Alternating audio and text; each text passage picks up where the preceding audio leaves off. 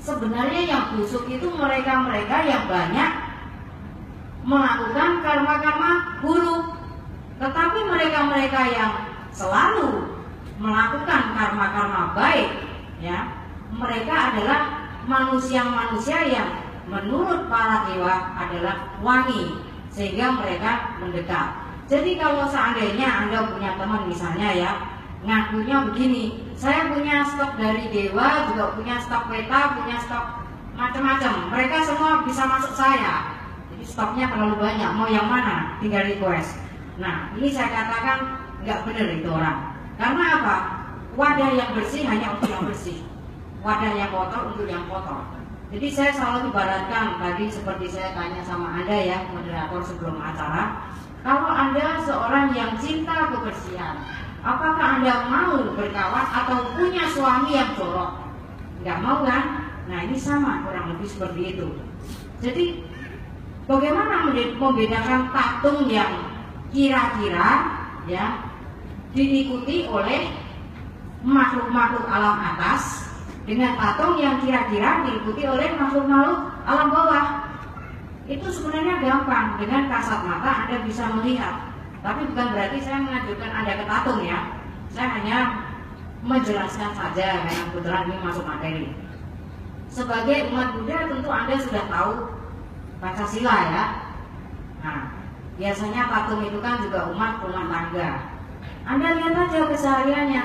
Kalau kesehariannya sudah jauh dari Pancasila, misalnya prakteknya sudah pakai bir, ya, barangkali ayam hidup-hidup dimakan, ada juga ya. Nah, yang aneh-aneh begitu, barangkali istrinya ya, tadi kayak yang tadi Anda sebut itu, ada 4 ya kayaknya, atau 3 ya. Nah, itu kan sudah jelas-jelas pelanggaran sila juga. Nah, jadi dari situ sebenarnya Anda sudah bisa melihat, oh ini kesehariannya negatif. Berarti kira-kira mereka yang mengikuti juga negatif karena bersekutunya sama, kan begitu. Nah ini dari sisi dukun. Jadi sebenarnya sangat mudah untuk mendeteksi dukun yang kira-kira diikuti yang baik atau yang enggak baik, ya kan. Nah tapi kalau kasus yang tadi Anda katakan yang seperti Kanjeng Dimas, ya kan. Nah itu memang sangat menarik karena di Jawa banyak sekali hal-hal seperti ini. Nah itu Anda harus hati-hati. Nah cerita lagi ya, jadi biar Anda nggak tertipu yang kayak gitu-gitu.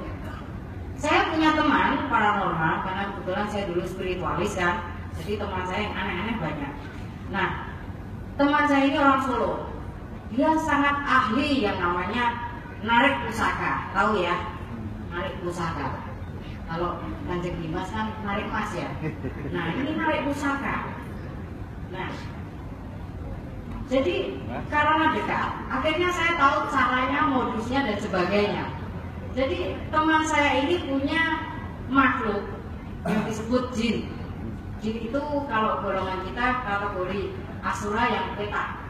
Nah, jin ini bekerja sama dengan teman saya ini ya untuk melakukan penipuan. Kalau saya katakan penipuan ya. Jadi begini, misalnya begini. Misalnya Anda ya, Anda tiba-tiba dapat sebuah mimpi. Entah mimpinya itu Anda mimpi beneran atau si jin ngasih mimpi, saya nggak ngerti ya. Anda mimpi Anda melihat sebuah keris yang bentuknya begini, ya kan? Anda yang mimpi loh, bukan saya. Kan berarti Anda yang tahu persis detail dari kerisnya, betul kan? Nah, ketika Anda sudah bangun, Anda sangat istilahnya betul-betul teringat keris itu, kan Anda pasti berpikir, oh ini ada pusaka ini yang harus untuk saya, ya kan? Nah, akhirnya carilah dia orang-orang yang bisa narik pusaka. Nah, kebetulan misalnya Anda terdampar di orang itu. Jadi sesungguhnya orang ini dia punya banyak stok pusaka yang beli di pasar. Jadi stoknya ada di kamarnya, berbagai macam jenis. Tapi karena makhluk halus itu kan bisa melihat pikiran, ya kan? Jadi dia sudah mendeteksi, oh jenis pusaka ini ada bos di gudang ya. Kali aja ngomong gitu sama ini kan. Jadi ketika diketahui ada stoknya, ya kan, lalu si dukun ini dia akan ngomong sama Anda, oh ya betul, itu memang hak Anda, itu bisa ditarik, tapi perlu mahar ini, perlu minyak A, B, C, dan D, biasanya begitu modusnya.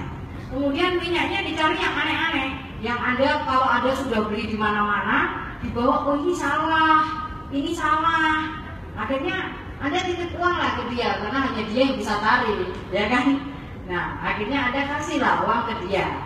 Nah, lalu setelah kasih uang kan, barangnya untuk misalnya minyaknya yang juga abal-abal itu ada, Anda akan ditanya, Anda mau narik keris itu di rumah saya atau di rumah Anda atau di mana?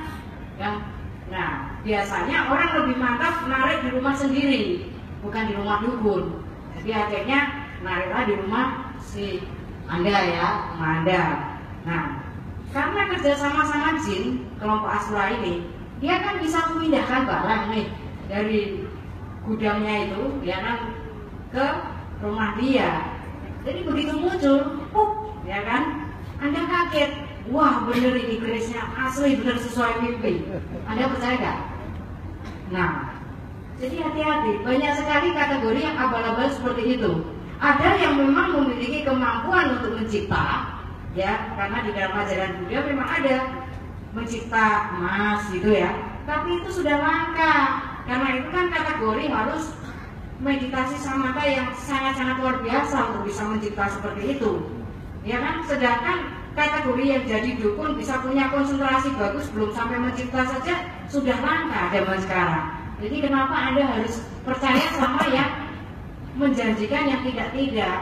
Nah, itu sebabnya kenapa orang sering terjerumus, karena manusia ini kan pada dasarnya malas, maunya instan, makanya mie instan laris ya. Nah, jadi karena hobi yang instan, kadang-kadang nalar dan logika kita nggak dipakai, ya kan? Udah stres duluan, ngakunya umat Buddha, katanya mau hidup sesuai dhamma, larinya kemana-mana, ya kan? Nah itulah umat Buddha, ya kan? Nah inilah hebatnya umat Buddha. Nah, coba Anda lihat ya, Anda pakai logika saja, ya. Semua orang pasti menginginkan kebahagiaan dan kesejahteraan, betul nggak? Ada yang mau miskin nggak? Saya mau tanya.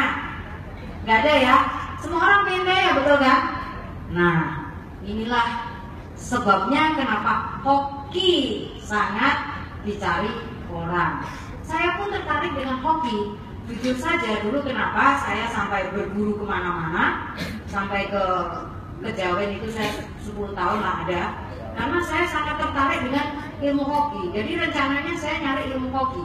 Gara-gara punggung saya yang tadi, yang waktu saya bayi digendong, itu ngomong sama saya dan saya terinspirasi.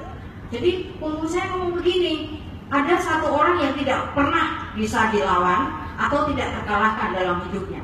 Wah, saya kaget beran. Siapa itu? Siapa yang gak mau terkalahkan kan ya?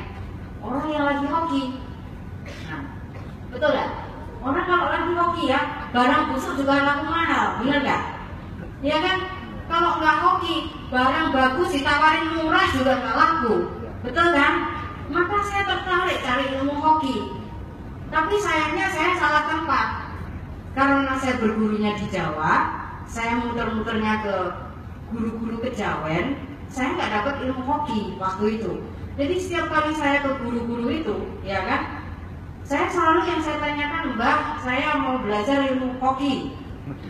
Lalu mbahnya bilang begini, orang Jawa itu bukan ilmu hoki, ilmunya ilmu selamat. Ini yang pernah hidup di Jawa siapa? Orang Jawa itu ilmunya selamat, bukan ilmu hoki. Jadi saya bilang sama mbahnya, saya nggak mau ilmu selamat, Mbak. Orang hoki sudah pasti selamat, orang selamat belum tentu hoki, betul kan? Jadi saya tetap mengejar ilmu hoki dari satu perguruan ke perguruan lain, dan ternyata saya tidak menemukan di situ. Malah saya menemukan ketika saya sedang belajar Abhidhamma, waktu itu saya di Medan ya. Waktu itu saya baru-barunya mengenal agama Buddha. Nah, saya belajar Abhidhamma dan disitulah saya baru menyadari mengenai hoki. Jadi sebenarnya ya, kita menarik realitas dan logika yang tadi ya. Semua orang menginginkan hoki, ya kan? Siapa yang gak ingin sukses, semua pasti sukses, ya kan? Nah, kita harus sadari dua hal. Pertama, ya sesuai ajaran Buddhis, ya bahwa setiap manusia itu memiliki bawaan masa lalu. Kita tidak bisa pungkiri, ya kan? Kelahiran sudah berbeda. Maka kita bisa klasifikasikan manusia ini istilahnya ada beberapa jenis. Nah, jenis pertama dan yang paling banyak adalah mereka yang sudah rajin berusaha tetapi tetap saja gagal. Paling banyak ya, udah berusaha terus nggak sukses-sukses. Kasihan deh. Anda kategori yang mana ya? Saya harus tahu dulu ini. Nah, jadi seperti itu. Nah, kategori yang kedua adalah rajin berusaha lalu sukses. Wajar ya? Wajar ya? Memang harus begitu kan? Rajin berusaha dulu, sukses. Kategori yang ketiga, sedikit bekerja langsung sukses. Banyak nggak? Banyak atau dikit? Siapa yang nggak mau? Nah, ada lagi nggak usaha juga sukses ya. Contohnya tadi kalau Anda yang lihat profil saya sempat jadi pengusaha bekerja sama dengan cucu mendiang penguasa ya. Tadi ada fotonya. Nah, beliau ini kurang apa? Lahir jebrol sudah jadi anak penguasa, kayak istilahnya keturunan penguasa. Sampai hari ini juga gak akan bangkrut, padahal gak pernah kerja. Apakah kita harus ngiri sama mereka-mereka yang seperti itu? Nggak bisa kan? Karena startnya yang sudah beda. Nah, sekarang yang kita tinjau ilmu hokinya itu dari kenapa mereka-mereka yang sudah rajin berusaha masih saja susah. Benar nggak? Nah, itu kita akan kupas. Nah, hanya kita akan melihat satu realita dan logika. Saya mengajak Anda untuk berpikir logika bahwa sesungguhnya segala sesuatu itu kembali kepada timbunan parami atau kebajikan.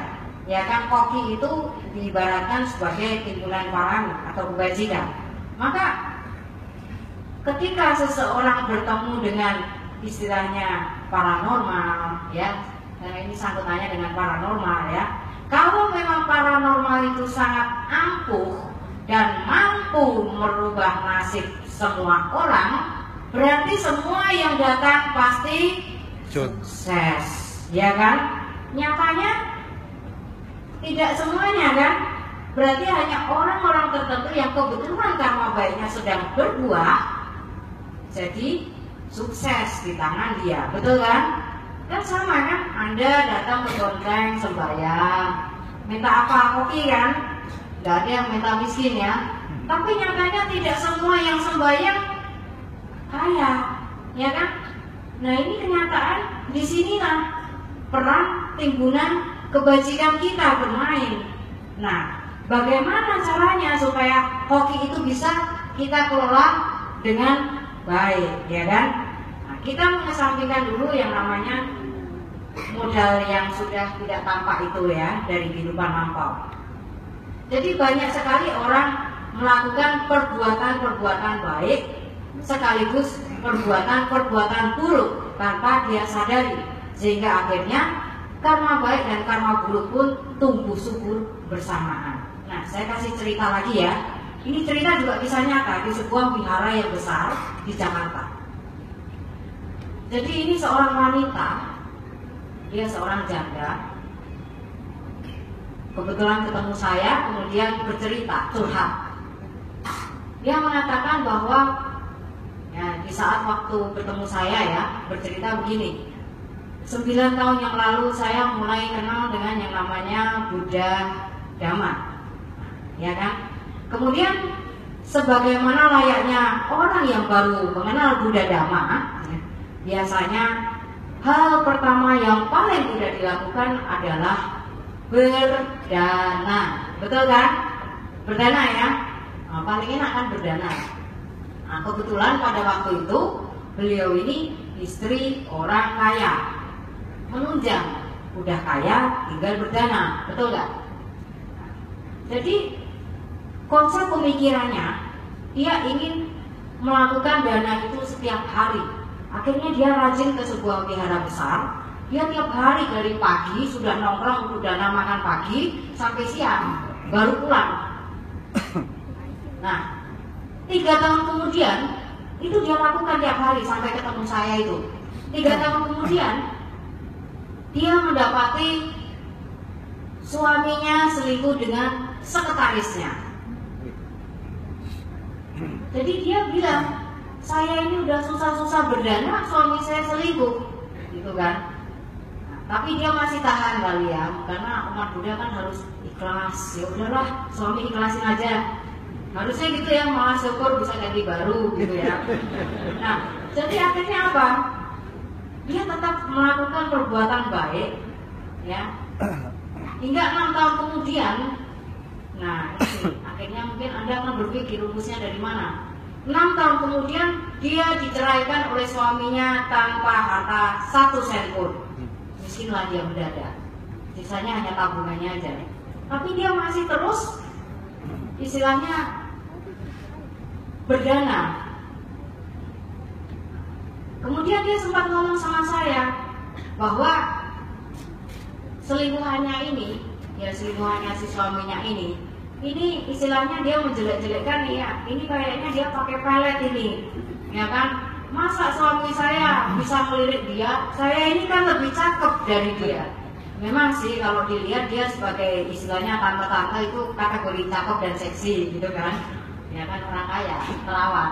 Nah, jadi dia bilang selingkuhan itu orang ini gendut, gede, nggak ada cakep-cakepnya, masa sampai mau, ya kan? Jadi akhirnya saya korek-korek kan. Akhirnya saya temukan bahwa ini ternyata pada saat dia mengenal Buddha Dhamma, ya kan suaminya belum mengenal, ya kan?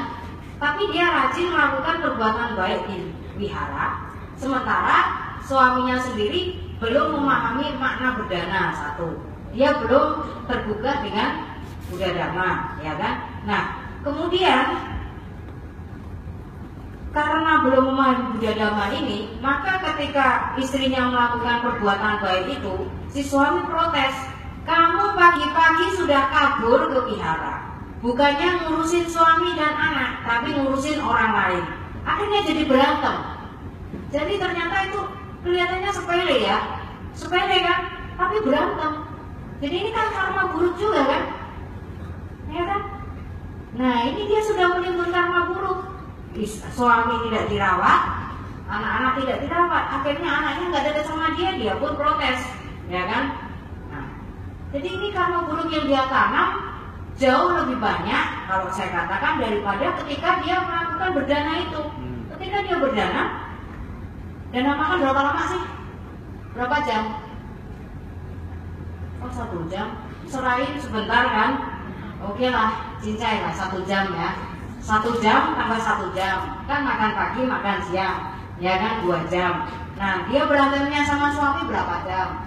Nah terus sisanya ini saya mau tanya, biasanya yang pada pelihara ya, ini di sela-sela waktu ketika Anda di wihara, Anda lebih banyak merumpi atau baca buku-buku dhamma atau gosip dan sebagainya. Nah itu karma buruk lagi kan? Jadi dia lebih banyak melakukan karma baik atau karma buruk. Ditambah bikin suaminya emosi, ya kan? Suaminya jadi benci. Lah kok ketika dia mendapati ada orang lain yang merawat suaminya, kenapa dia marah? Harusnya dia bersyukur, ya udahlah biar aja suamiku saya bisa berdana. Kalau dia mau kompromi barangkali nggak dicerai kali, ya kan? Tapi setelah mendapati seperti itu, dia malah nyember kemana-mana. Itu sekretarisnya suamiku, melek si suamiku, bla bla bla bla bla. Ini kan sepanjang hari dia di wihara, di mana-mana sudah melakukan karma buruk, ya kan? Yang jumlahnya jauh lebih banyak daripada dia berdana, betul nggak? Nah ini yang tidak dia sadari. Maka hati-hati dengan keseharian Anda. Kadang kita merasa kita sudah baik, sudah berbuat baik, ternyata perbuatan buruk kita lebih banyak daripada perbuatan baik kita. Inilah yang menyebabkan kita tambah tidak hoki, ya kan? Kalau Anda lebih banyak menimbun karma buruk, bagaimana hoki itu muncul, ya kan? Padahal, ya kan, karma itu sudah dimulai dari pikiran, ya kan? Ketika Anda melek, ya kan, bangun tidur sampai tidur lagi, Anda pasti berpikir. Nah, sekarang saya tanya, Anda masing-masing dalam hati, silakan jawab dengan jujur. Selama seharian Anda berpikir, lebih banyak mana Anda memikirkan pikiran positif dan negatif? Saya mau tanya, kategori pikiran negatif itu termasuk yang namanya bukan hanya marah, benci dan sebagainya ya, tapi cemas, khawatir, stres. Itu kategori karma buruk loh ini. Ini ada di dalam ajaran Buddha. Nah ini Anda bisa analisa sendiri, berapa banyak pikiran negatif yang Anda lakukan selama sehari dengan pikiran positif, ya kan? Banyak mana? Banyak negatif ya. Oh, Anda ngaku bagus juga ya. Nah, jadi begitu. Inilah kenapa akhirnya secara tidak Anda sadari bahwa Anda ini banyak menimbun hal-hal negatif daripada hal-hal positif. Maka hoki jangan diharap muncul, ya kan? Apalagi kalau ke wihara seperti tadi, hanya untuk rumpi, jelek-jelekin, ya kan? Dan ini itu nggak ada gunanya Anda ke wihara, ya kan? Belajar dharma bukan untuk diperdebatkan, tetapi untuk dipraktekkan, dan seperti itu. Sebenarnya kan sangat simpel.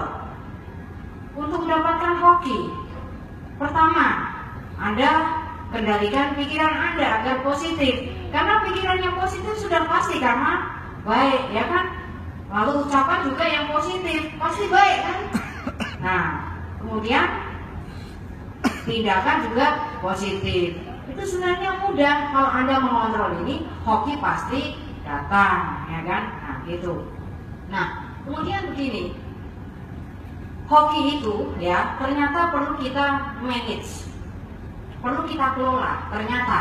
Jadi berdasarkan pengalaman saya, hoki itu bisa kita kelola. Jadi begini, ketika Anda melakukan perbuatan-perbuatan baik, ya, itu istilahnya kan Anda punya tabungan ya, income hoki, ya kan? Tentu Anda juga punya banyak keinginan dan harapan atau masalah-masalah yang harus Anda selesaikan, ya kan? Nah, itu Anda bayarnya pakai hoki itu kan, timbunan parami itu, ya kan? Jadi kalau Anda punya timbunan parami yang mencukupi, sebesar apapun masalahnya, ketika Anda punya parami yang mampu mengcover, maka Anda tetap minimal ya seperti kejawen tadi, selamat, ya kan? Tapi kalau timbunan Anda sangat besar, tentu jadinya sangat hoki. Ya sebenarnya kan gampang.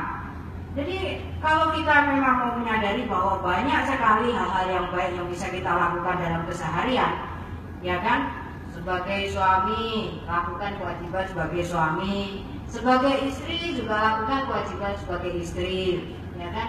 Karena kadang-kadang kita melupakan hal-hal kecil. Misalnya suami pulang, wajah istri kurang manis, misalnya. Padahal udah capek-capek, gak dapat duit, masih tanya, duit dapat berapa hari ini? Gak dapat. Kok gak dapat duit sih? Gimana gak tambah emosi, akhirnya perang, ya kan? Nah, ini kan karma buruk lagi, ya kan? Ini kan hal yang simpel kan, ya kan? Jadi orang tua melakukan kewajiban sebagai orang tua. Nah, yang sebagai pegawai lakukan kerjaan sebagai pegawai, ya kan? Kemudian kontrol pikiran yang positif, ya kan? Nah, jadi sebenarnya untuk menjadi hoki sendiri itu rumus di dalam ajaran Buddha sangat mudah. Tapi Anda kurang waspada, kurang teliti dalam menjalaninya, ya. Jadi sebenarnya tidak perlu mencari makhluk-makhluk alam atas, alam bawah, ya, apalagi tatung-tatung, karena itu dari diri Anda sendiri, ya. Karena para dewa sekalipun dia tidak akan mampu merubah nasib Anda, ya. Seandainya ada yang punya hopeng dewa nih, ya, itu bagus. Kita punya hopeng dewa itu bagus. Karena apa? Mereka memiliki energi yang positif, akan menambah energi positif kita. Biasanya orang-orang yang dikelilingi dewa, ciri-cirinya adalah orang yang hoki. Tapi orang-orang yang banyak dikelilingi oleh makhluk-makhluk alam bawah, biasanya apa-apa yang dilakukan biasanya sial, biasanya seperti itu. Nah, jadi sebenarnya begini, bahkan ya dewa sekalipun tidak mampu menolong Anda. Tapi ketika Anda sembahyang dewa nih, misalnya ya, dewa itu menolong Anda dilihat dari apa? Ya tadi, ini ada buah-buah kebaikan yang sudah bisa dipetik atau tidak. Kalau memang sudah ada yang bisa dipetik, dia akan berusaha mencarikan jalan yang paling cepat. Istilahnya begitu. Jadi para dewa juga berbuat baik dengan caranya. Tapi kalau Anda sendiri tidak ada, istilahnya tidak ada buah kebaikan yang bisa dipetik, ya dia nggak bisa kasih buah, kan buahnya dari Anda yang panen. Nah itu. Jadi meskipun dewa sekalipun tidak mampu menolong, apalagi manusia, ya kan? Yang mampu menolong diri Anda ya hanya diri Anda. Nah itulah.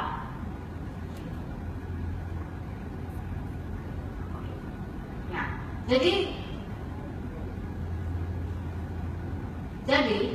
kita lanjutkan lagi ya mengenai dukun ya. Di era yang sekarang ini ya, kita harus mengakui bahwa kultur budaya Indonesia atau negara-negara berkembang seperti Indonesia, Malaysia, Thailand ya, itu memiliki kultur yang sama ya, memiliki pola pikir yang masih konvensional, percaya tahayul ya, sehingga logikanya kurang jalan menurut saya. Sehingga misalnya seperti yang tadi dikatakan, misalnya ketika tokoki kita misalnya turun omsetnya, ya kan kebanyakan orang misalnya turun omsetnya, yang dicari adalah tatung. Nah itu ada yang ngomong. Nah ya kan, beda dengan mereka-mereka yang sudah berada di negara maju, ya kan. Kalau kita lagi ngedrop nyarinya tatung, padahal belum jelas tatungnya ini backingnya yang bagus atau nggak bagus, ya kan. Kalau dia sendiri walaupun di backing yang bagus tapi nggak punya buah parami, nggak akan berbuah, kan begitu. Beda dengan mereka-mereka yang berada di negara maju. Ketika tokonya nggak laku, hal pertama yang dilakukan adalah evaluasi produk. Apakah produk saya tidak diminati karena memang apa atau kurang kualitas, bla bla bla bla bla bla. Jadi mereka menggunakan logika. Itu sebabnya di Indonesia dengan di negara-negara maju beda. Di Indonesia yang namanya makhluk-makhluk gaib manis-manis, ya kan? Iya, laku keras di sini kan. Makanya kan film-film yang kayak Suster Mesot dan sebagainya itu kan sangat booming. Mereka sampai jadi bintang film ya. Nah itu di Indonesia dan Thailand juga sama, kulturnya masih seperti itu. Nah, selama Anda masih memiliki pola pikir dan cara pandang seperti itu, Anda tidak akan pernah maju. Karena apa? Ajaran Sang Buddha pertama adalah mengedepankan mengenai logika. Jadi kita harus menggunakan logika dulu. Jadi tidak asal percaya, asal tahayul ya. Walaupun teman sendiri yang ngomong, ya. Karena terus terang saja banyak orang Indonesia yang lebay, kalau saya bilang ya lebay. Kenapa lebay? Ini kenyataan. Misalnya begini ya, seperti Anda punya pengalaman tadi sempat ngobrol. Ya ceritanya bisa kerasukan. Anda kerasukan ya, bisa kerasukan atau apa? Katanya gitu kan, yang ikuti katanya dewa, katanya ya. Nah katanya dia, maksudnya katanya orang kan, itu katanya makhluk itu. Maksudnya mengaku dia sebagai dewa. Nah, ya. tapi kan tapi ada teman yang lihat katanya. Nah, teman yang lihat tampilannya seperti kuntilanak. Nah, teman yang lihat gitu. Jadi simpang siur. Ketika Anda sendiri tidak melihat, kenapa Anda mesti 100% percaya? Karena orang kita ini, orang Indonesia banyak lebay kalau saya bilang. Misalnya belum bisa melihat saja baru merinding-merinding. Yang katanya kalau merinding berarti ada makhluk halus, katanya kan gitu ya. Baru bisa ngerasain merinding-merinding sudah, oh di tempat ini ada makhluknya. Padahal dia merinding ketakutan, bukan karena ada makhluk. Loh iya kan? kita bisa logika dulu, baru bisa merinding-merinding sudah merasa bisa melihat, ya kan? Misalnya baru melihatnya masih samar-samar, sliver-sliver, ya kan? Lalu sudah ngomong, saya sudah melihat utuh, sudah komunikasi, jadi udah lebay. Dan lalu karena itu yang ngomong adalah teman-teman kita jadi percaya dan menelan mentah-mentah, ya kan? Padahal mereka sendiri juga masih belum jelas, gitu. Dan kita harus berhati-hati. Kita kembali dalam gaib. Makhluk gaib itu, ya, yang dari alam bawah bisa menyamar. Saya juga pernah ketipu, makanya saya bisa cerita. Jadi dari pengalaman saya dulu, ya, sebelum mengenal agama Buddha, ya, saya dulu nggak tahu kalau istilahnya, ya, karena tidak berpengalaman, saya sempat ketipu ada makhluk alam bawah menyamar jadi dewa, dan saya percaya karena benar-benar mirip, gitu kan. Tapi karena saya melihat ada yang aneh, akhirnya saya kemudian menganalisa dan sebagainya, saya sudah menemukan bahwa ternyata para dewa itu memiliki bau yang harum dan tubuhnya bersinar. Itu sudah saya temukan sebelum saya mengenal agama Buddha, karena ketipu-tipu dulu, ya kan? Nah, jadi meskipun makhluk alam bawah ini bisa menyerupai dewa semirip mungkin, ada yang tidak bisa ditiru, yaitu baunya dan sinarnya. Nah itu. Jadi kita harus hati-hati. Dan kadang-kadang begini, sama-sama bertapa seperti di pinggir pantai, ya. Biasanya kalau di ini, ya, di Jawa itu kan mitosnya Ratu Kidul, ya. Ya, pada senang ya kalau cerita Ratu Kidul, ya. Jadi mitosnya Ratu Kidul itu kan simpang siur. Katanya Ratu Kidul sangat jahat. Semua yang pakai hijau di pinggir pantai akan kelelep, tenggelam, betul ya? Nyatanya saya bolak-balik pakai hijau nggak kelelep. Itu saya di pinggir pantai. Kenapa? Karena kebetulan saya kenal sama beliau. Saya diberitahu, saya pun tanya, ketika saya mengenal, saya tahu ini kan baik, seorang dewi yang baik. Kenapa dikatakan jahat? Kan gitu. Karena dari tutur katanya, perbuatannya tidak mencerminkan sebagai yang jelek. Bahkan tubuhnya sangat bersinar sekali dan putih, sehingga itu bukan kelas abal-abal gitu loh. Ya, walaupun dewa bukan yang kelas abal-abal, kan dewa juga ada grade-nya, ya, tergantung parami. Nah, jadi akhirnya saya tanya, kenapa kok banyak orang yang mati di sini, misalnya di pantai? Nah, ternyata ada logikanya. Dia menjelaskan dan saya tanya ke tim SAR. Jadi saya ini orangnya agak kepo. Jadi dijelaskan bahwa ternyata itu di Laut Selatan itu sangat tajam seperti jurang, ya. Makanya nggak boleh berenang jauh-jauh karena dia seperti ini langsung turun. Maka coba ada logika. Dengan ombak yang keras, ketika Anda tergelincir ke bawah, kira-kira bisa ini nggak? Selamat nggak? Nah itu. Jadi saya dijelaskan seperti itu. Dan saya nggak percaya, maaf ya, saya nggak asal percaya walaupun dewa yang bicara. Barangkali aja bohong, ya kan? Jadi saya tanyalah kepada tim SAR, karena ahlinya kan. Ternyata mereka menjelaskan sama, memang seperti itu. Makanya kenapa di pantai-pantai selatan dikatakan jangan berenang jauh-jauh karena bahaya, itu jurang yang ke bawah. Nah itu alasan pertama. Lalu kalau alasan kedua yang baju hijau, itu betul-betul nggak nalar karena saya pakai baju hijau bertahun-tahun juga nggak ada itu yang bikin saya sampai mati di Laut Selatan. Kalau saya udah mati hari ini nggak nampak di sini kan. Nah itu, jadi itu tahayul, mitos-mitos. Jadi Anda harus berhati-hati. Jadi misalnya begini, ada seseorang yang bertapa di pinggir pantai, ya. Kemudian bertemulah dia dengan seorang wanita yang sangat cantik.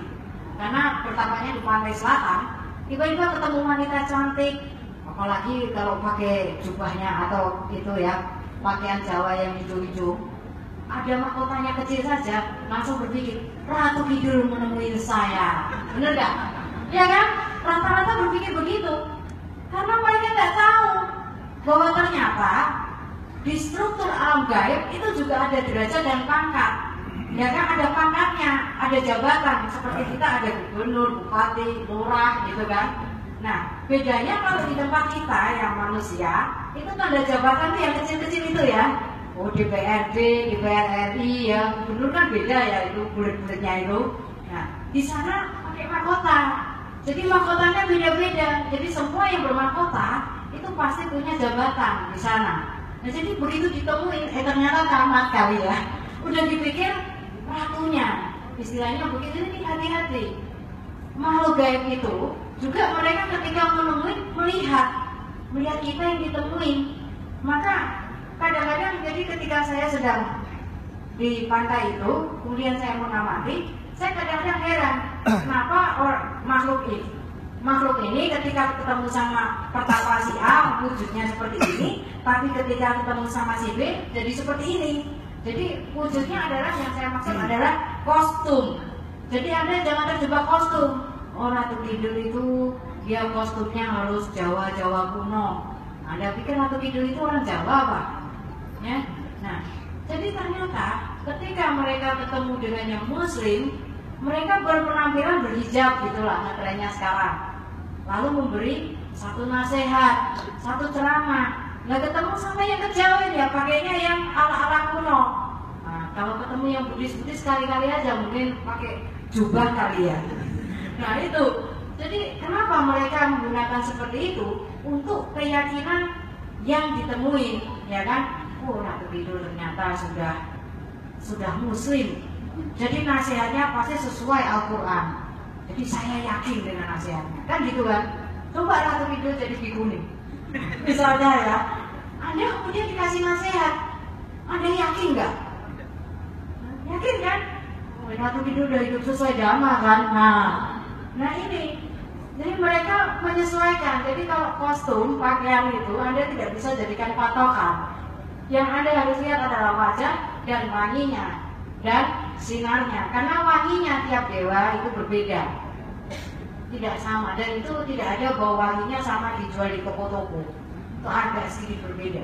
Saya pernah mencari wanginya, cendananya. Kalau Ratu Kidul itu wangi cendana yang saya cari di toko kok nggak ada yang jual ya. Nah itu, karena saya kepo ya. Nah, jadi kurang lebih seperti itu. Jadi makhluk halus itu sekalipun ya, mereka akan menyesuaikan dengan keyakinan kita untuk menambah keyakinan kita. Maka kalau Anda yang hobi misalnya ke kelenteng ya, biasa dapatnya penglihatan mengenai dewa adalah dewa-dewa mungkin Wankong, mungkin yang pakai baju-baju perang ya kan. Nggak mungkin akan ditemui sama yang pakai kemben gitu ya. Nah biasanya seperti itu, karena sudah konsepnya terpatri seorang dewa seperti ini, sehingga ketika dia mau menemui maka langsung pakai kostum yang dia yakini. Maka kalau ditemui kan yakin kan. Coba Anda misalnya seorang penganut Katolik, kemudian ditemuin sama Yesus, ya kan, dikasih ceramah, percaya nggak? Kan percaya kan? Tiba-tiba Buddha muncul dalam mimpi Anda atau menampakkan diri, percaya nggak? Percaya? Ya Buddha bisa muncul dari mana ya? Ya sudah dari pikiran katanya. Nah jadi begitu. Jadi jangan asal percaya, itu pertama, ya kan? Nah, makhluk halus yang sering berkolaborasi dengan manusia biasanya adalah mereka-mereka dari jenis asura. Apakah itu asura peta atau asura dewa, atau jenis dewa-dewa bumi, ya, dewa-dewa bumi yang sudah agak lama di situ. Nah, jadi saya akan jelaskan lebih rinci mengenai makhluk halus ya, karena supaya Anda lebih memahami mengenai makhluk halus. Semua makhluk yang terlahir halus-halus begitu, apakah dia terlahir di alam dewa ataupun di alam bawah, itu memiliki satu kelebihan dibandingkan kita yang bertubuh kasar, yang terlahir di alam manusia ataupun di alam binatang, kan kasar ya. Mereka yang terlahir sebagai makhluk halus, apakah dewa ataupun istilahnya peta atau jin, setan dan sebagainya, mereka memiliki kemampuan dapat melihat kehidupan lampaunya. Itu satu. Kemudian yang kedua, mereka memiliki kemampuan untuk membaca Anda. membaca batin ada. Kemudian mereka memiliki kemampuan untuk melihat masa depan, kurang lebih begitu, neropong, ya istilah kerennya neropong. Tapi sejauh mana kemampuannya tergantung dia jenis makhluk apa, ya kekuatannya seperti apa tergantung dari dia. Nah, biasanya mereka bisa diajak kolaborasi karena itu mereka sudah punya kelebihan itu. Maka semakin yang Anda berkolaborasi atau bersekutu dengan yang baik, dengan yang pangkat tinggi, otomatis neropongnya makin jauh. Kalau Anda ngupingnya sama yang abal-abal ya otomatis neropongnya ya nggak jauh, ya kan? Nah, kurang lebih seperti itu karena kemampuannya seperti itu. Nah, maka ini kaitannya ada dengan pelimpahan jasa. Saya akan menjelaskan sedikit dengan pelimpahan jasa karena meskipun pelimpahan jasa tidak masuk di dalam topik ini, itu juga salah satu sarana untuk kita menjadi hoki. Nah, banyak di antara umat Buddha yang melakukan pelimpahan jasa itu hanya dengan satu istilahnya merupakan satu kebiasaan saja. Jadi pelimpahan jasa ini hanya sekedar satu rutinitas. Padahal pelimpahan jasa ini lebih dari itu. Ada syarat-syarat yang harus dipenuhi agar pelimpahan jasa Anda ini istilahnya bisa diterima oleh leluhur. Kan gitu ya. Kenapa? Saya ada cerita. Mungkin sebagian dari Anda pernah baca buku The Secret of Metta ya, itu saya membimbing penulisan buku itu. Nah, kebetulan penulis dari buku ini, Pak Antoni dengan istrinya Dewi ya, setelah mewawancara saya panjang kali lebar kali tinggi, mereka membuktikan sendiri bahwa apa yang saya sampaikan ternyata tepat ya.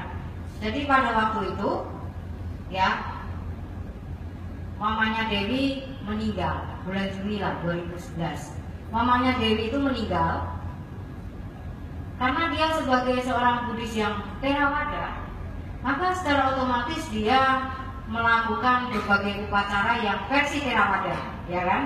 Nah, dia undang Bante untuk melakukan pelimpahan jasa selama seminggu penuh dan berdana juga sudah 2 kali. Nah, ini kisah nyata ya, karena penulis bukunya juga masih hidup sampai hari ini. Nah, jadi setelah 7 hari ya, lalu dikremasi ini mamanya.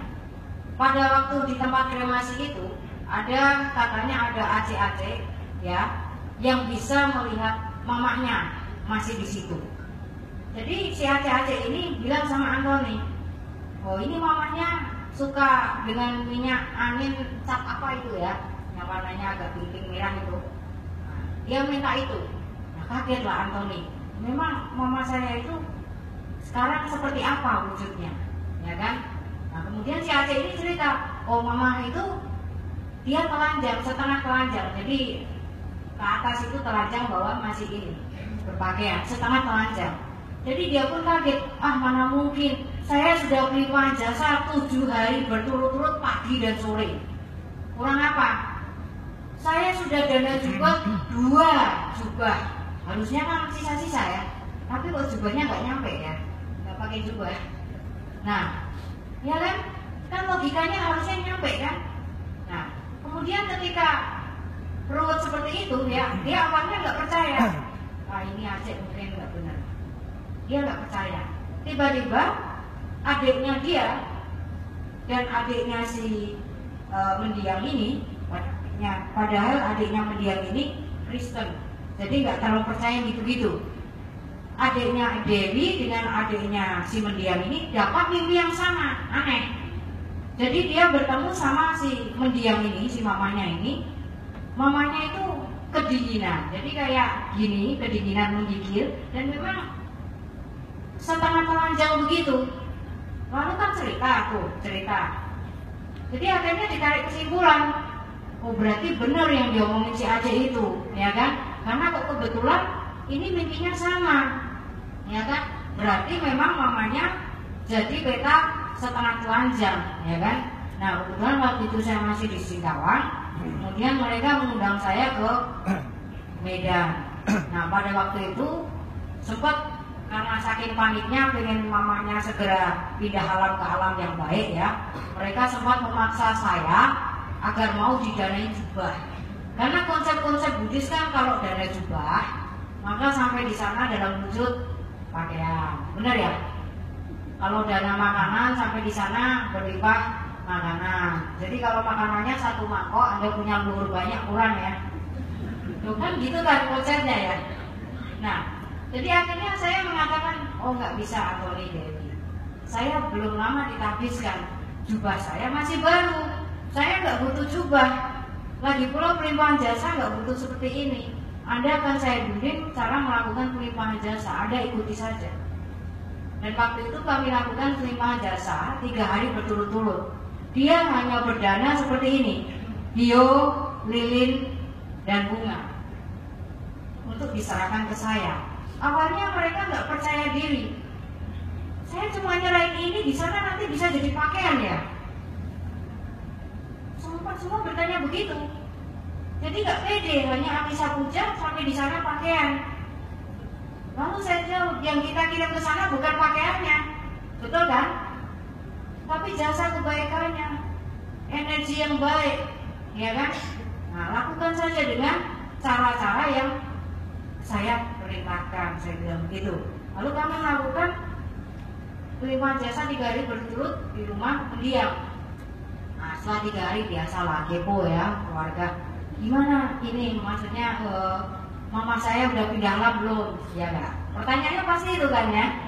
Saya langsung jawab begini, kalau memang mama Anda ini pindah alam ke alam yang baik, dia akan ngabarin. Aneh ya, ngabarin ya. SMS kayak, chatting kayak, loh pasti ngabarin loh. Karena makhluk itu tahu terima kasih. Ya, jadi ngabarinnya dengan cara apa? Minimal melalui mimpi, ya kan? Nah kebetulan yang dimimpiin lagi, nah yang kemarin dimimpiin adiknya mendiam, adiknya si mamanya sama si adiknya Dewi, yang kebetulan juga gak Buddhis, adiknya Dewi dimimpiin. Oh, mimpinya sama lagi, nangis juga ya, bisa kasih sinyal. Karena kadang-kadang susah, mereka untuk memberi mimpi saja sudah perlu energi yang besar. Nah, dikasih mimpi yang sama, sudah dalam kondisi yang bagus, malah nitip, itu cicinya Dewi yang sudah lama mati kecelakaan, tolong dibantu sekalian, minta pelimpahan jasa. Bayangkan, bisa referensi. Loh canggih kan? Ini kenyataan loh, Anda boleh tanya Anda yang punya buku Secret of Beta, hubungi tuh Anthony. Nah ini kenyataan, dia mengalami sendiri, ya kan? Nah ini, jadi Anda percaya nggak percaya? Nah sekarang pertanyaannya adalah, kenapa pelimpahan jasa itu nggak nyampe, ya kan? Kenapa? Karena membutuhkan satu kondisi batin. Kondisi batin apa? Kondisi batin yang tulus disertai cinta kasih dan konsentrasi. Sepele ya. Tapi kebanyakan orang pelimpahan jasa sudah beda konsep. Konsepnya begini, wah kalau pelimpahan jasa sama Bante, makin mahatera makin cun. Bener nggak? Ya kan? Rata-rata begitu kan, jadi nggak pede untuk melakukan pelimpahan jasa sendiri. Jadi yang pelimpahan jasa sebenarnya ada atau bantenya? Kan Anda yang melakukan pelimpahan jasa, bukan bante. Jadi ketika seperti Anda melakukan kebaikan dengan berdana Amisa Puja ke anggota sangga, Anda menanam kebaikan. Ketika kami membacakan parita, ya, kami dengan kebaikan-kebaikan yang kami miliki adalah mendorong semoga berbuah kebaikan-kebaikan yang Anda miliki. Tapi Anda sendiri yang melakukan konsentrasi itu.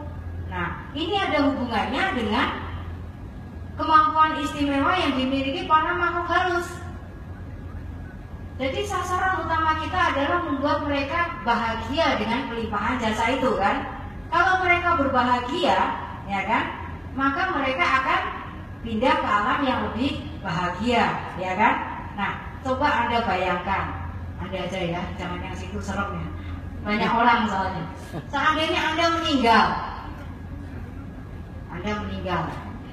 lalu Anda melihat anak cucu Anda sedang pelimpahan jasa, tapi ketika pelimpahan jasa pikirannya misalnya kemana-mana. Kira-kira Anda bahagia jengkel, emosi, apa kira-kira? Marah ya. Marah ya? Nah, inilah sumbernya. Nah, kadang-kadang orang pelimpahan jasa itu sekedar tradisi. Nah, biasanya kasih pelimpahan jasa, ya pelimpahan jasa, bener kan? Nah, kesalahannya di sini, ya. Jadi sebenarnya pelimpahan jasa itu bukan dari tata cara upacaranya yang membuat ada goal, tetapi dari kondisi batin pada saat Anda melakukannya. Kenapa saya katakan bukan tata caranya? Lah nyatanya itu yang versi Theravada juga nggak nyampe, ya kan? Sementara yang versi lain bisa nyampe juga, karena saya ada pengalaman juga ketika saya belum pakai jubah, belum mengenal agama Buddha. Nah, saya pelimpahan jasa tentu dengan cara yang mungkin Anda sendiri juga melakukannya, ya kan? Jadi waktu itu engkong saya meninggal menjadi setan telanjang tadi, peta telanjang, tapi telanjang bulat, kasihan sekali ya. Nah, karena dulu mengenalnya konsepnya salah satunya adalah bakar-bakaran itu, ya. Akhirnya kami melakukan dengan itu. Tetapi ketika kami melakukan itu, ya, kami kan punya harapan. Semoga apa yang saya kirimkan ini bermanfaat, bisa merubah nasib. Berarti saya melakukan dengan apa? Tulus, dengan kasih sayang, ya kan? Melakukan dengan kesungguhan, dengan konsentrasi, ya kan? Dan akhirnya apa? Engkong saya itu bisa terakhir di alam yang lebih baik. Itu kenyataan. Maka saya berani mengatakan bukan tata caranya, bukan tradisinya, tetapi kondisi batin itu yang harus menyertai. Tetapi sebagai umat Buddha, tentu kita harus memilih cara-cara yang lebih bijaksana. Jadi maksud saya begini, kalau tadi hanya membakar kertas, meskipun bisa nyampe, itu kan hanya satu arah. Anda memberi kepada yang meninggal. Tapi ketika misalnya Anda melakukan kebaikan, misalnya memberikan sesuatu atau berdana ke yatim piatu, ya kan? Itu kan sudah kebaikan ya. Itu kan berarti ada manfaatnya dulu untuk yang masih hidup, betul nggak? Lalu Anda limpahkan jasa kebaikannya, berarti Anda memiliki kebaikan berapa kali? 2 kan? Betul kan? Nah, ini namanya apa? Modal kecil hasil besar, ya kan? Nah itu, jadi kita harus bijaksana dong. Masa jadi umat Buddha nggak smart, ya kan? Nah, istilahnya begitu. Jadi kondisi batin itu menyertai. Nah, kenapa saya mengupas sedikit mengenai pelimpahan jasa? Pelimpahan jasa ini sangat penting Anda lakukan sendiri setiap hari. Lakukan sendiri. Kenapa? Karena setiap hari Anda pasti melakukan perbuatan baik. Apakah yang Anda ingat atau tidak Anda ingat, yang besar maupun yang kecil, yang disengaja atau yang tidak disengaja. Betul? Ya kan? Senyum aja udah perbuatan baik. Orang yang disenyumin udah GR misalnya. Ya kan? Nah, jadi itu udah perbuatan baik. Jadi Anda sebenarnya punya perbuatan-perbuatan baik yang bisa Anda limpahkan dalam keseharian. Yang sayang kalau Anda tidak limpahkan. Anda nunggu setahun sekali, misalnya saya diundang ke sini, wah rugi sekali ya. Tiap hari Anda bisa melakukan pelimpahan jasa, ya kan, kepada seluruh leluhur. Dan ini penting sekali. Kenapa? Karena setiap manusia itu pasti memiliki hutang-hutang karma di masa lampau, ya, hutang karma. Dalam setiap kehidupan kita, ya, karena kita juga tidak luput dari berbuat kesalahan, ya, barangkali ada membohongi, PHP orang gitu ya. Jadi itu misalnya dianggap ke hati oleh seseorang, ya. Hari ini Anda terlahir di alam manusia baik. Ternyata dianya lahir di alam yang menderita, dia butuh bantuan, ya kan? Mau SF tidak bisa, ya kan? Akhirnya ngimpiin misalnya, atau dengerin suara, dibilang nakut-nakutin, nah, atau masuk-masukin, nah, ya kan? Itu sebenarnya mereka itu sebenarnya hanya kasih sinyal, tolong bantu saya, ya kan? Nah, ketika Anda melakukan pelimpahan jasa setiap hari, ini sebenarnya Anda, saya istilahkan sudah nyicil utang. Enak nggak kalau utang dicicil pelan-pelan, lunas, ya kan? Anda makin hoki nggak? Karena ketika mereka datang, ini kan dari alam bawah nih, ya. alam bawah ini kan energinya negatif.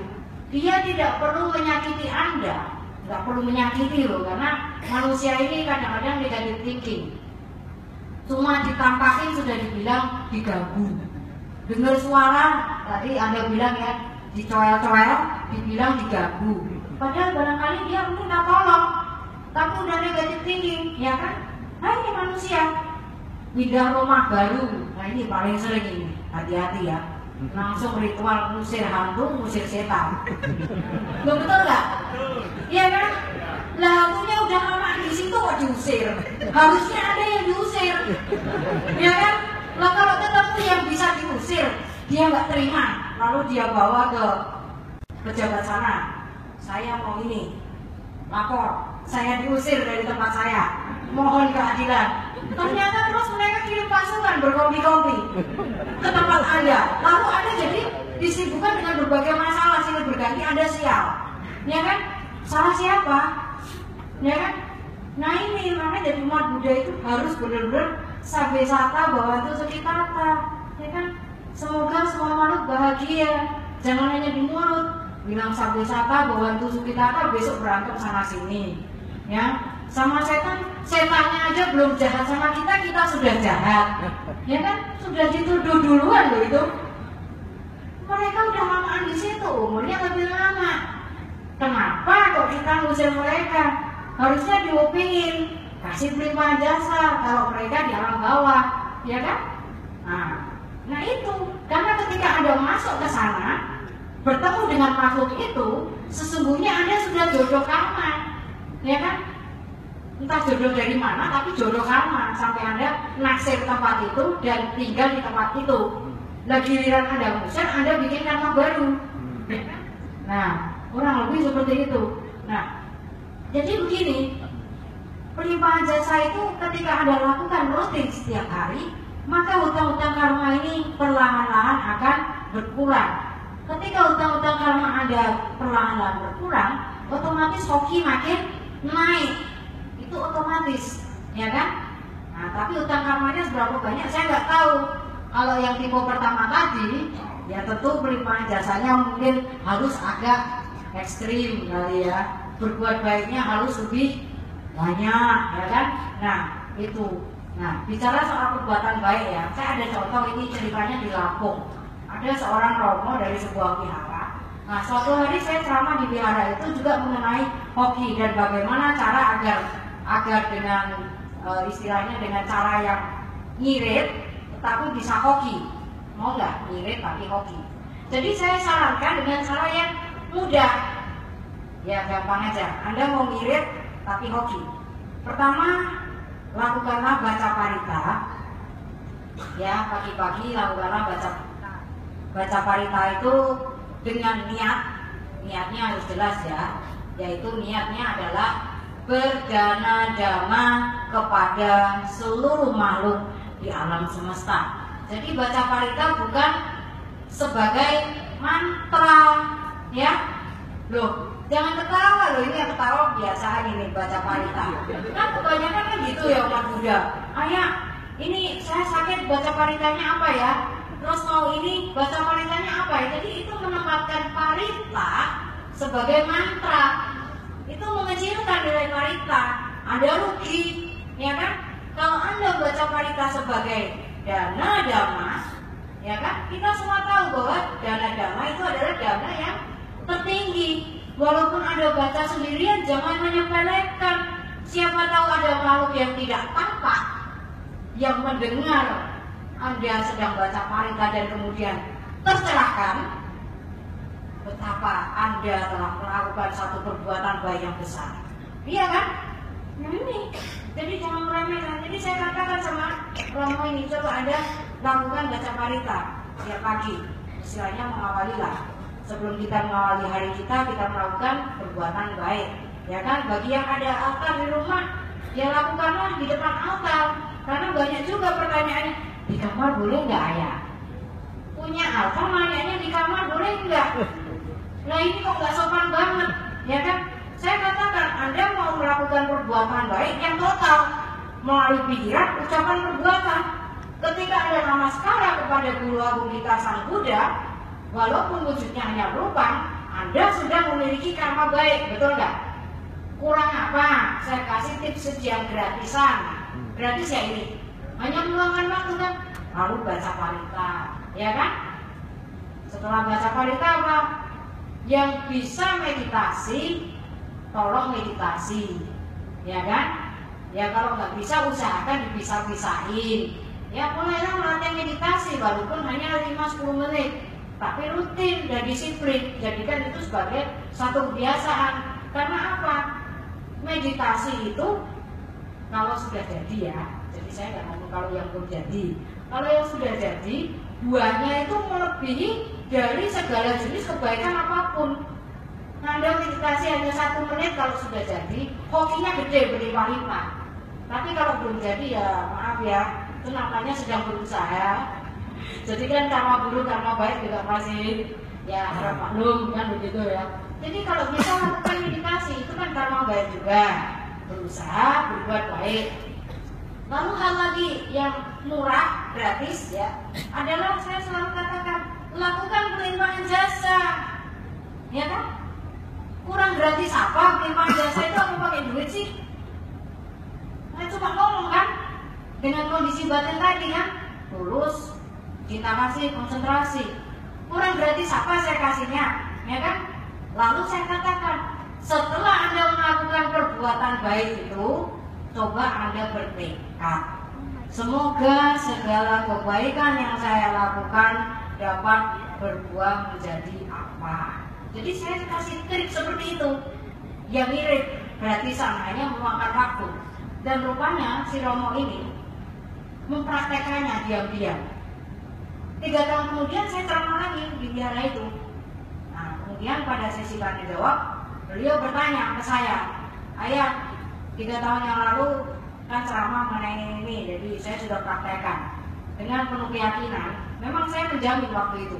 Saya katakan, kalau Anda lakukan ini dengan kesungguhan dan sepanjang hari Anda melakukan perbuatan yang baik dan positif, pikiran juga dijaga menjadi positif, lihat dalam jangka 6 bulan kalau nasib Anda tidak berubah, cari saya. Tapi garansi saya, ini ada syarat dan ketentuan ya. Kalau Anda sendiri tidak melakukan dengan, jangan komplain ke saya, ya kan? Nah, jadi akhirnya dia melakukan itu. Dia melakukan itu, ya kan? Dengan istrinya berdua, setengah jam baca parita, ini, akhirnya berdua kan 1 jam dengan ketulusan dan bertekad. Nah, si Romo ini punya bengkel, juga punya ini toko. Konsepnya biasanya per bulan hanya 150 juta. Nah, jadi dia cerita di depannya. Biasanya hanya 150 juta. Setelah 6 bulan, sebuah cek kayak omset saya jadi 750 juta. Hebat gak? Bisa ada kapan-kapan ke wihara di Lampung ya, tanya sama Romo itu. Jadi dia naik 750 juta, ya kan? Lalu 750 juta itu ternyata kan berbulan-bulan 750 juta. Biasa, namanya manusia, lobanya keluar, serakah. Kalau bisa jipego, kenapa nggak sampai MM-an? Sembayangnya makin ini, permintaannya makin panjang, benar nggak? Jadi dari 750 juta, mintanya miliaran. Karena tidak tercapai, jadi dia cerita sama saya, tapi nggak tercapai. Kenapa nggak tercapai targetnya? Kurang lebih masih naik turun 750 gitu kan. Dia nggak tercapai, akhirnya hopeless ceritanya. Istrinya udah nggak baca parita, hopeless kan? Nah, nggak ada gunanya, hopeless. Akhirnya ketika istrinya nggak baca parita, menurut pengakuannya omsetnya turun. Nah, lalu si Romo ini tanya ke saya, lah ini masalahnya di mana? Kok omsetnya turun? Jawaban saya sederhana. Lah Anda mau beli mobil Jaguar harga Innova mana bisa? Ya dong. Kalau mau omsetnya bagus, istilahnya itu kalau Anda baca setengah jam berdua, berarti 1 jam, ya kan? 1 jam, Anda sudah dapat omset 5 kali lipat, jadi 750. Ya Anda tambahin dong, Anda baca 1 jam, istri 1 jam, semoga dapat 1,5 M barangkali kali 5, ya kan? Ini kan logis kan? Sembayangnya, berbuat baiknya masih konstan, mentalnya lebih. Mana ada, ya kan? Nah ini, jadi kira-kira seperti itu. Jadi sebenarnya sangat simpel ilmu hoki itu, ya kan? Banyak hal-hal yang murah, nyirit, gratisan bisa dilakukan dalam keseharian kita untuk mendongkrak hoki kita, ya. Karena